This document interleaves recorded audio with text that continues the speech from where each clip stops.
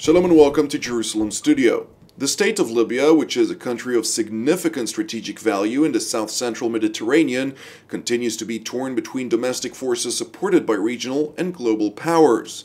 The winning side of the ongoing conflict between the Western-based government of National Accord and the Eastern-based Libyan National Army will grant their respective allies control of major economic and energy benefits. To deepen our understanding of the issues at stake, we're joined from a location in central Israel by Dr. Eytan Lerman, who's the Vice President of the Jerusalem Institute for Strategy and Security and a lecturer at Shalem College. Welcome.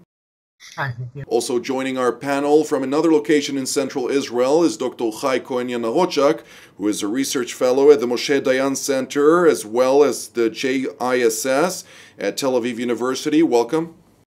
Thank you very much. And here with me in the studio is our TV7 analyst, Mr. Amir Oren, and I'd like to immediately dive into this topic. Mr. Oren, this is a topic of strategic value, not only for Libya, Europe, and countries of close proximity, but also for Israel, for that matter. Give us a little bit of a broader understanding of what is going on with this situation. So we have talked about Libya recently. And on several occasions, we delved into the correlation of forces between Fayez Sarraj and Khalifa Haftar. But let's for a second focus on Vladimir Putin. Putin is a very shrewd businessman. He looks at the bargain basement of the Middle East. He finds companies torn between the various owners. He knows whom to bet on, and thus he gets a controlling interest in such companies. Now, I'm talking about Syria, of course. When he got in some 4.5 years ago, almost 5 years ago, he managed to put his bets on Bashar Assad, and now he, for all practical purposes, has a base in Syria. And the same goes for Libya, where he is now trying to help Haftar, to give him not only mercenaries or proxies, but also probably fighter jets, be they Russian or bought by various entities from Russia and then supplied to Haftar, in return for which he is going to get air bases. And these air bases are crucial for Russia when it wants to get to Venezuela or other Latin American locations or to sub-Saharan Africa.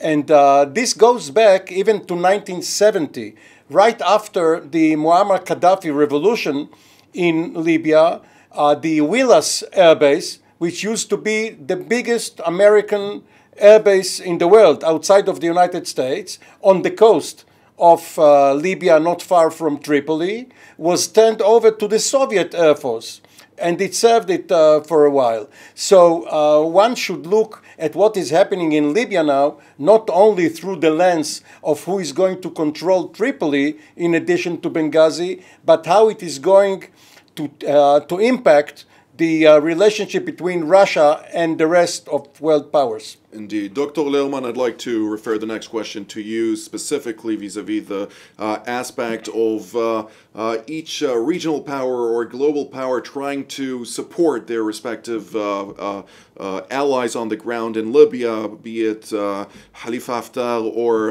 Sarraj in Tripoli. The Europeans understand the strategic threat to the continent when it comes to whatever will emerge the day after the one side or the other will be victorious. They have launched, based on a UN Security Council resolution, an arms embargo by basically elevating or bolstering the mandate of the previous operation called Sophia into a more meat-worthy, if you will, operation called Irini. Nevertheless, it seems like they're not successful on this front. Both Turkey has been supplying significant amounts of weapons to the Sarraj government in Tripoli, and on the other hand, we have Egypt, we have the United Arab Emirates, we have different countries going on and supporting Haftar and actually making the explosive situation into a lot disastrous proportions from a military standpoint? Well, I would say, first of all, that the equations in Libya changed dramatically since November 19. And this is the result of a pact, which includes two elements, signed between the Sarraj government in Tripoli and Erdogan's government in Ankara. Turkey has reached out across the Mediterranean. It was already involved in Libya since 2014 in a proxy war with Egypt, but now it raised the stakes to a much higher degree, doing two things. First, it committed to send troops and supplies on a much larger scale to the GNA government, to the government of national accord, which of course tells you that there is no accord, and in Tripoli, in order to resist the siege laid to Tripoli by the Haftar forces. And in return, it also received or organized with Sarraj an agreement on carving up the Eastern Mediterranean EEZ, Exclusive Economic Zone, in a way which gives Turkey the capacity to strangle Israel, Egypt, and Cyprus when they want to try and lay connectivity, whether it's a power line or a gas line, to Europe. This is a grand strategic bid for dominance in the Mediterranean, specifically in the Eastern Mediterranean, through changing the balance of power in Libya. And the fact is that the Turkish intervention succeeded. They have beaten back the LNA, the Libyan National Army of Haftar, and once they have taken the GNA with Turkish help, once they took the Al-Watiya air base, this greatly reduced the effectiveness of Operation Irini, because by now it is safe for the Turks to fly supplies to the GNA. They don't have to use the maritime routes, which are under European supervision.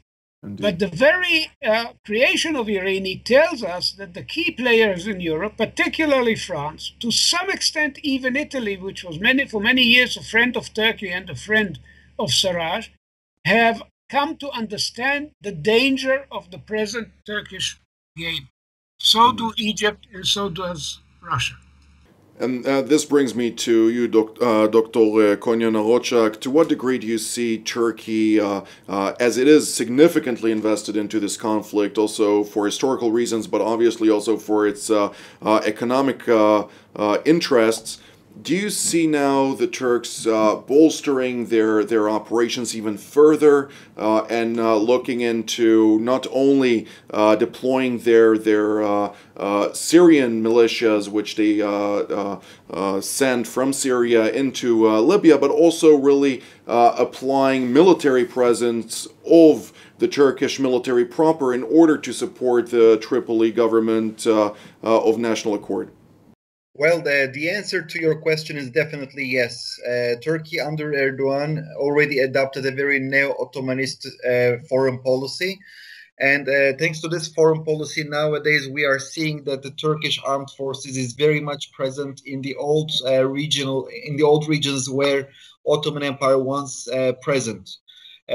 From Erdogan's perspective and for his neo-Ottomanist supporters, Libya is not an ordinary target. We may remember how Turks lost Libya during the 1911 and 12, the War of Tripoli, where even the founder of the Republic, Mustafa Kemal, fought there. We all know that that particular war is taught in the Turkish schools today, and it is very much known in the Turkish.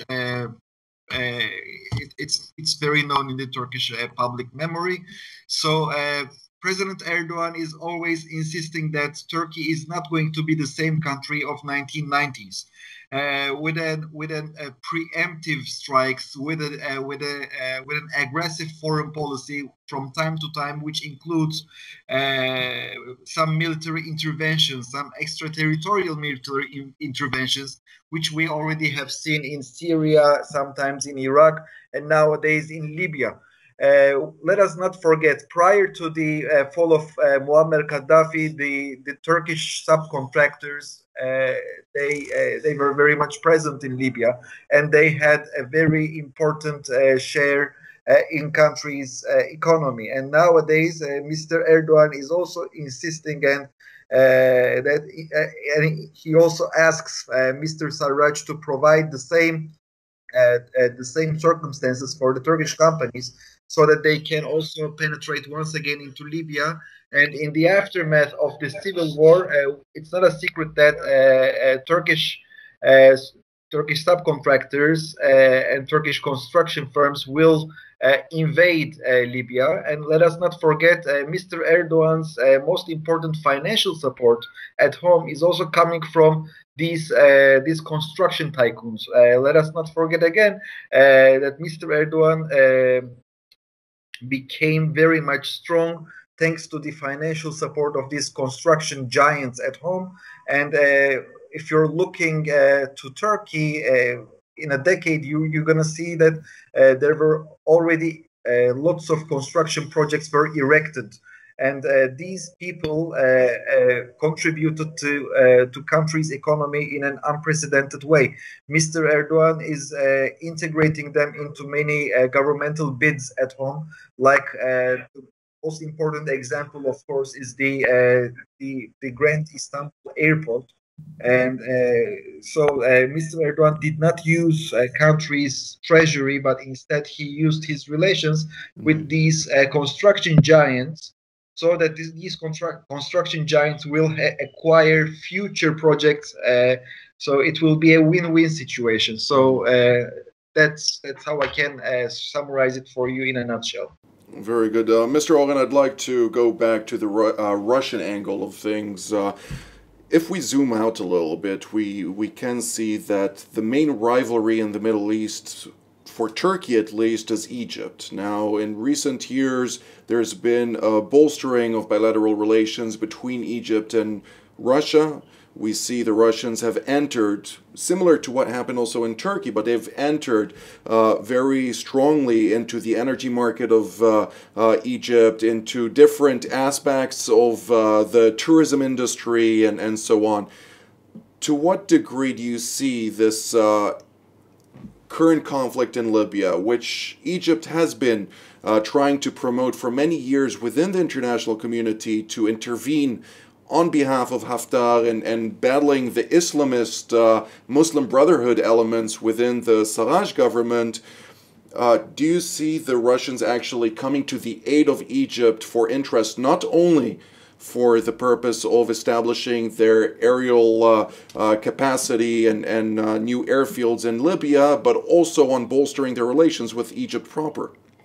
So for Egypt, it is not the same situation as it is for Turkey or for Russia or even for Israel. It's almost existential. Egypt depends on its border with Libya not to be breached so often, much as it depends on what is happening in Sudan and in Ethiopia for its water in the Nile. So for Egypt, this is a major national security concern. Now, not only are there no permanent alliances, there are not even permanent interests, because the regime in either capital can change the interest. It's not Turkey and Egypt, it's Erdogan and Sisi. It's the AK party, the Islamist party in power in Ankara, vis-a-vis the anti-Muslim Brotherhood regime in Cairo, which sees Turkey as well as Qatar as the allies for their own rivals. Now, years ago, decades ago, Libya was part of the logistical rear for Egypt. In the 1973 war, the Libyan Air Force sent its Mirage fighters to help Egypt. And actually, this was one of the indicators Israel has been waiting for in order to alert its forces. Once these fighters were transferred from Libya to Egypt, this was a warning sign.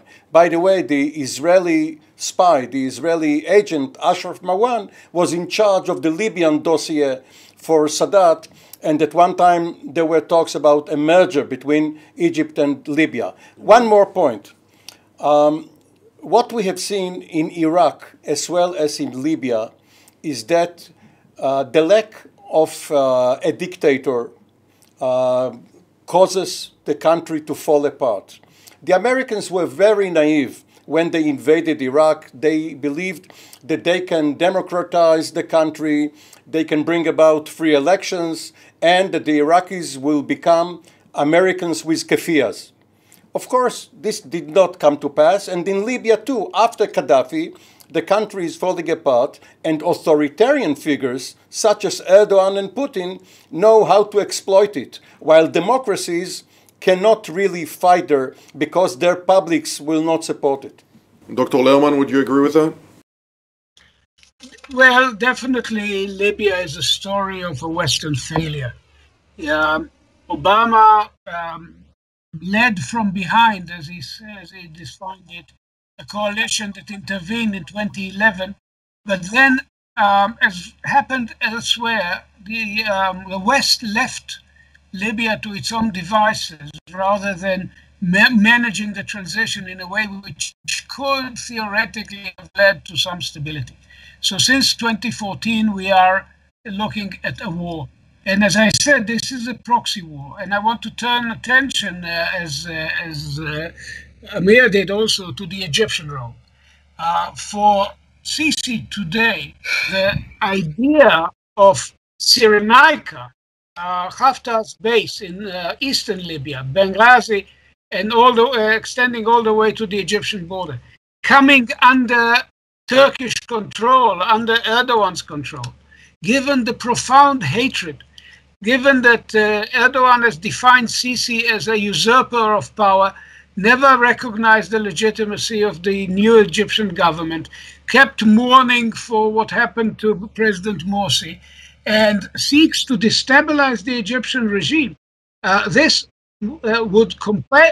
may compel Egypt to cross the border in intervention. This will not be the first time, by the way. In 1978, Sadat briefly invaded Libya in order to teach Gaddafi a lesson not to interfere with Egypt's peace efforts vis-à-vis Israel. And now, I would not be surprised if we find that the Egyptians feel obliged to put their forces in, if it looks as if Haftar, whom, if I may say, who is not exactly a military genius, he had Tripoli at the grip of his forces and then failed to hold it. If he is beaten back in a way that endangers Egyptian interests, we could be looking at an even greater level of intervention, conflict, and growing international involvement. Indeed. Dr. Cohen Yanarocak, to what degree are the Turks influenced by the Egyptian role in the story? The fact, of course, that the Ottoman Empire emerged after the defeat of the Mamluks in 1517, if I'm not mistaken. And ultimately, one thing after another, there's been always somewhat of a rivalry between Ankara and Cairo. Now, of course, the relations between President Erdogan and Abdel Fattah el-Sisi of Egypt, it seems like they're really at an all-time low and may even turn into worse capacities on the military front within Libya proper. Well, Turkey always looks to Egypt, from above, because Egypt once upon a time was a Turkish province. First, let's start from that. And the Libya war, from Turkey's point of view, the first objective is breaking the geographical contiguity of the exclusive economic zones of Greece, Republic of Cyprus, and Israel. And then Egypt is also becoming a part of the picture. So the main Turkish attention is at the Eastern Mediterranean to foil this East Med pipeline. And then, of course, if the Turkish success in Libya can be translated into another threat against Abdel Fattah al-Sisi, which will be wonderful for Mr. Erdogan, but this is another level. So nowadays we are marching towards this level. And as you can see from the maps of war, the Turkish-backed forces are marching towards Sirte and towards the east. So from my perspective, it will be inevitable for Egypt and maybe also the United Arab Emirates, which is widely accused by the Turkish press that it is the #1 responsible of this whole bloodshed in Libya. So from my perspective, I guess there will be a confrontation between all of these countries. But again, as Professor Lerman already stressed, that it will be a proxy war again. I don't think that we're gonna see an end in bilateral relations of the countries. Indeed, Mr. Owen, I'd like to bring Europe into the picture more to the forefront. The situation between Turkey and Greece has been very dire. It's obviously the EEZ agreement between Libya and Turkey was made at the expense primarily of Greece and Cyprus, who both have claims for those territories in question. Now, the Irini operation that was supposed to thwart the smuggling of weapons into Libya was headed by the commander of the Hellenic Navy, who ultimately was relinquished of his duty in favor of the Italian naval commander. Is there a signal from Europe towards Turkey and its ally in Tripoli with regard to the shifts of command, or is this just coincidence, predetermined already? Well, Italy is even closer to Libya, and its national security interest is intertwined with what is happening in Libya as well as in Malta, because you have talked about the import of weapons into Libya, but there is also the export of migrants, not necessarily from Libya itself, but through Libya, African migrants coming from sub-Saharan Africa looking for work in Europe, go through Libya and try to get into Italy and other European countries. So this is one reason for the concern in Italy and in other places. Now, we are talking about it from an Israeli perspective too. The problem is, for Israel, it's peripheral to the core, to the Middle Eastern core.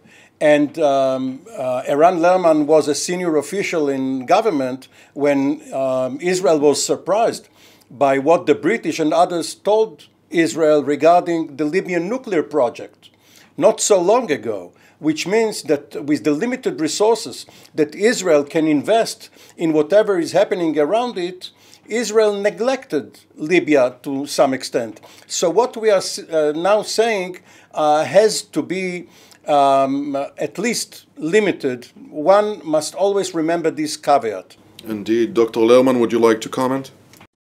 Well, certainly this is a famous story, and I think our current Minister of Energy knows the story very well, because at the time he was at the Knesset committee that investigated the failure of our intelligence services to fully appreciate what was going on in Libya. So it's a well-known example.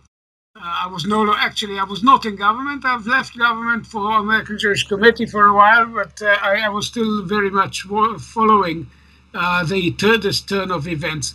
Libya is much more important to us than most Israelis realize, because it has by now become the linchpin of the fight between Egypt and Turkey for dominance in the Eastern Mediterranean, which is a fight very much in our interest.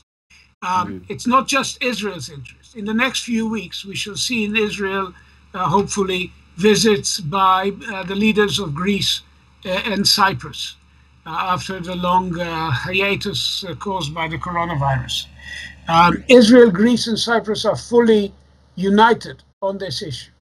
And the European position, at least in terms of the diplomatic reaction to this EEZ map project between Sarraj and Erdogan, the European position was unified and quite aggressive, relatively speaking. They demanded to see the map, and they made it very clear that anything that contradicts the legitimacy of the Greek EEZ surrounding Crete, which stands directly in the way of the Turkish outline, any attempt to ignore it runs against the law of the sea as we know it and against European interests. And here Italy, which for many years tried to befriend Turkey and was definitely trying to keep an open mind towards Sarraj, has found itself in a dilemma. Unfortunately, of course, all European countries, Italy above all perhaps, have been distracted thoroughly by the corona crisis. Indeed. But ultimately they will have to focus their attentions on Turkish ambitions. This is the name of the game. Indeed. Well, unfortunately, we do not have enough time for an analysis from each and every one of you. So, Mr. Oren, just a closing sentence from you. In the 1990s, Israel and the Palestinians, but then also Jordan, started the Oslo process with various iterations. And this brought about also a European and NATO initiative vis-à-vis North Africa. The Barcelona process and the Mediterranean dialogue of the North Atlantic Treaty Organization. Libya was not part of it at the time, but it was considered a hopeful candidate. Again, hopefully, one day, when it all settles down, we'll go back to these initiatives. With much hope and prayer, but this is all the time that we have for today. And I'd like to thank Dr. Eytan Lerman, as well as Dr. Eytan Cohen Yanarocak, and with me, of course, here, Mr. Amir Oren. And I'd like to thank our viewers as well, and we will see you next time.